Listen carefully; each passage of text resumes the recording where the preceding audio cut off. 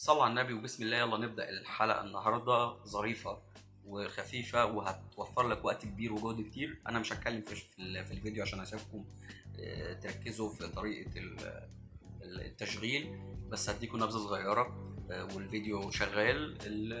الفيديو ده هيوفر لك جهد لو أنت بتشتغل على شيت مليان داتا كتير. تقدر تخلص الداتا دي في 5 دقايق، فتقريبا هيوفر لك جهد ساعة وساعتين وممكن 10 ساعات كمان. ركزوا في الفيديو كويس، وهقول لكم على نقطة صغيرة. احنا بنختار في التكست كولمز بنختار سبيس علشان ممكن يكون ترتيب الحاجة اللي احنا عايزينها في الصف الأول ترتيبها التاني، وممكن تكون في الصف التالت مثلا ترتيبها الأول. فاحنا بنختار كلمة سبيس علشان تفصل كل كلمة قبلها سبيس تفصلها لوحدها.